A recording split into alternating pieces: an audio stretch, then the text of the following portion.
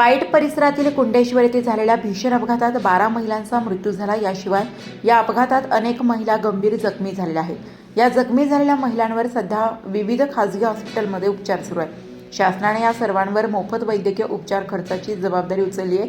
त्यामुळे तालुका वैद्यकीय अधिकारी डॉक्टर विलास माने आणि आरोग्य पथकाने राजगुरुनगर शहरातील हॉस्पिटलमध्ये जाऊन जखमींची चौकशी केली।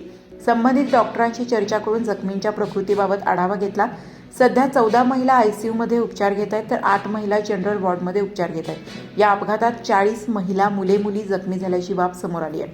सध्या 28 अपघातग्रस्तांपैकी 6 महिलांना घरी सोडण्यात आले असून 22 अपघातग्रस्त महिलांवर विविध खासगी हॉस्पिटलमध्ये उपचार सुरू आहेत। राजगुरुनगर शहरातील शिवतीर्थ हॉस्पिटलमध्ये आयसीयूमध्ये 5 आणि जनरल वॉर्डात 1, साळुंखे हॉस्पिटलमध्ये आयसीयू 2 आणि जनरल वॉर्डात 2, गावडे हॉस्पिटलमध्ये आयसीयूमध्ये 2, सुश्रुत हॉस्पिटलमध्ये आयसीयूमध्ये 1 आणि जनरल वॉर्डात 2, मोशी येथील साईनाथ हॉस्पिटलमध्ये आयसीयूमध्ये 3 आणि जनरल वॉर्डात 5 महिलांवर उपचार सध्या सुरू आहेत। तर 6 रुग्णांना घरी सोडण्यात आल्याची माहिती तालुका वैद्यकीय अधिकारी डॉक्टर विलास माने यांनी दिली।